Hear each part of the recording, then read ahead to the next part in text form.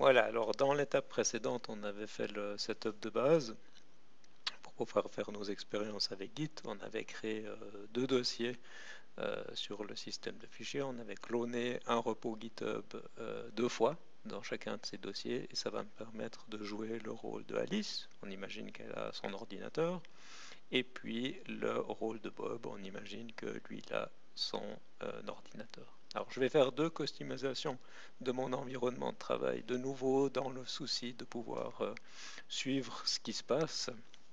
La première opération, je vais utiliser une variable d'environnement de bash qui s'appelle ps1 et ça va me permettre de customiser le prompt. Donc je vais ici mettre Alice, $, un espace, et vous voyez ici que sur le prompt, j'ai le nom de l'utilisateur qui apparaît. C'est un petit détail, mais ça va m'aider à suivre ce qui se passe. Si j'avais pas ce personnage de dessin animé à droite, j'arriverai quand même à toujours être bien au clair sur l'utilisateur qui tape les commandes. Donc, vous avez vraiment intérêt à faire ce genre de customisation quand vous apprenez à utiliser des outils, c'est très pratique. Donc je vais faire la même chose ici dans la peau de Bob et effacer mon terminal. Voilà. Deuxième customisation que je vais faire, je vais ici setter une configuration de Git qui s'appelle user.name. C'est quelque chose qu'on peut faire soit au niveau global, soit au niveau d'un repos. Donc ce que je vais faire, c'est ici je suis dans le dossier où j'ai fait le clone en tant qu'Alice et je vais lui dire je suis alors évidemment il faut que je fasse ça quand je suis à l'intérieur du repos où je trouve le dossier .config. Donc je vais refaire ma commande ici. Et puis si on regarde .git config, on voit ici qu'il a rajouté une entrée. D'accord? Je vais de nouveau descendre dans mon repos. Je vais faire la même chose, mais ici je vais prendre l'identité de Bob. Alors cette modification, elle est surtout utile quand on va regarder le log des commits sur l'interface de GitHub par exemple, et on pourra voir vraiment ce qui a été fait par Alice et par Bob. Vous n'êtes pas obligé de faire ça, mais de nouveau, notre souci, c'est de pouvoir analyser nos actions et interpréter les résultats. Donc ce genre de petits trucs peut s'avérer très utile. Alors, dernière chose que je dois faire pour avoir un environnement qui va me permettre de faire des manipulations, c'est créer un projet NetBeans. C'est pas strictement nécessaire, on pourrait faire toutes sortes de tests juste avec ces fichiers de base. Mais plus tard, je vais avoir envie de résoudre mes conflits de merge avec un éditeur graphique et je vais utiliser NetBeans pour ça. C'est pour ça que personnellement, je trouve que c'est assez agréable de faire un projet NetBeans pour faire les expériences. Donc, je viens dans NetBeans ici. Je vais faire un nouveau projet. On va utiliser Maven, comme on a l'habitude d'utiliser cet outil. Je vais appeler ça my git sandbox project.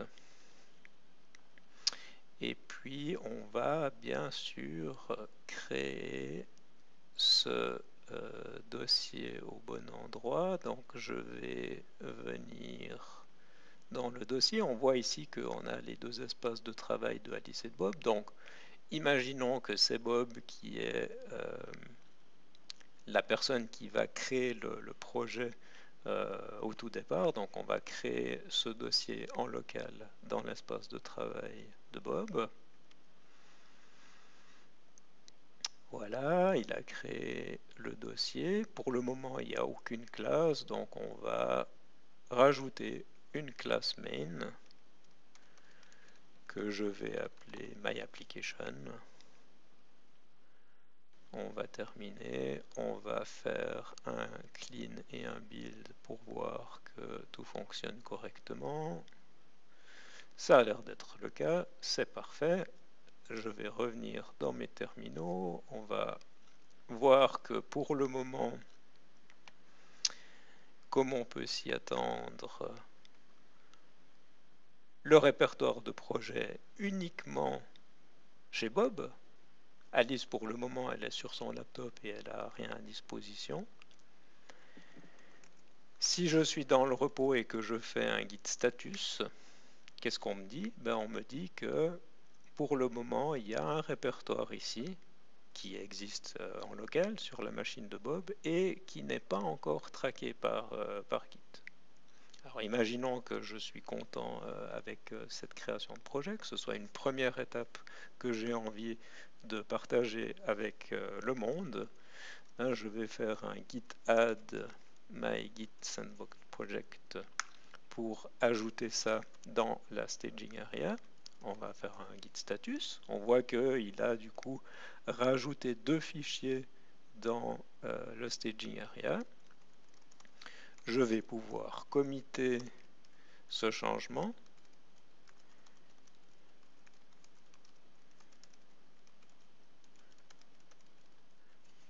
Je vais mettre un petit commentaire en disant que j'ajoute la structure vide du projet.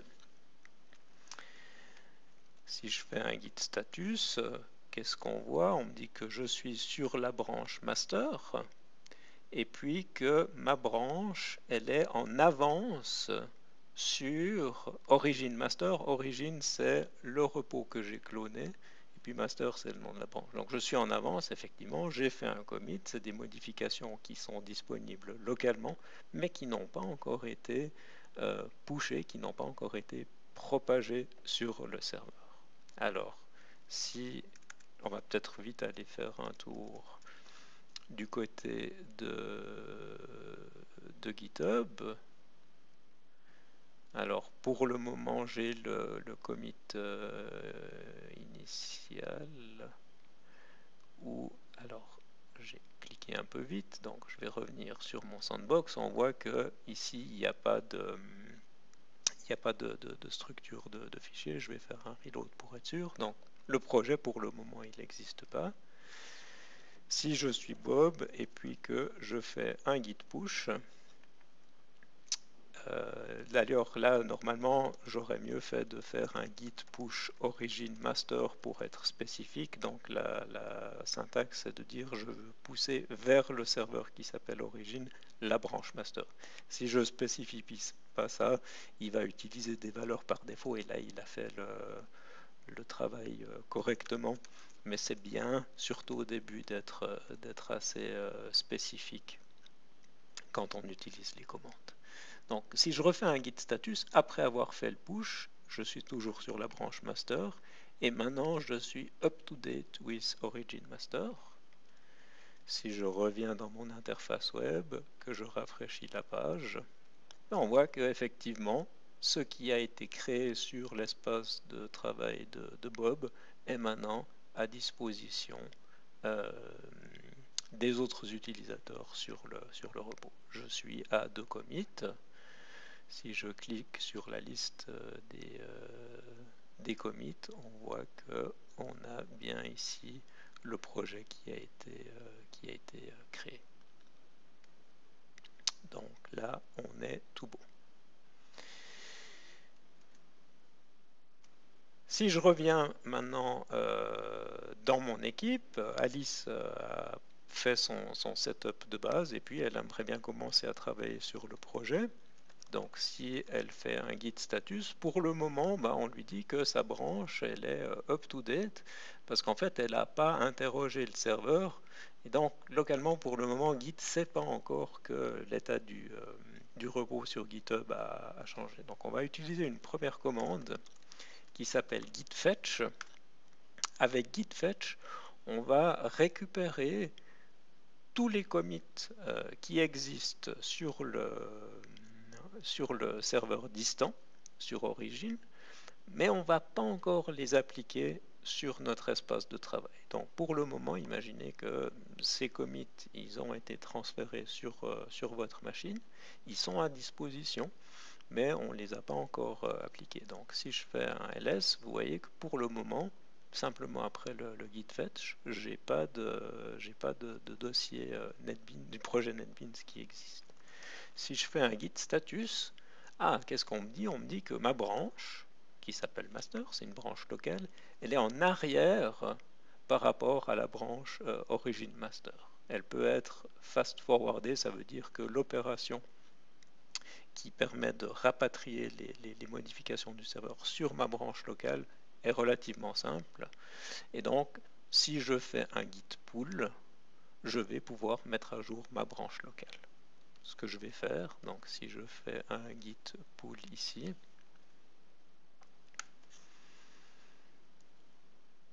on voit qu'il a modifié des fichiers. Ici, il a simplement fait des insertions.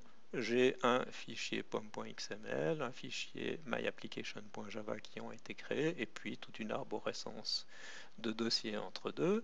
Si je reviens sur mon Finder, on voit maintenant que les dossiers ont bien été créés. Donc on a nos deux développeurs qui ont deux machines, et pour le moment, à ce point précis, ils ont les deux une version identique des sources qui est la même que celle qu'on a sur le serveur. Donc on va voir après qu'est-ce qui se passe quand les utilisateurs commencent à modifier des fichiers, et puis aussi voir des cas un petit peu particuliers quand il y a des conflits.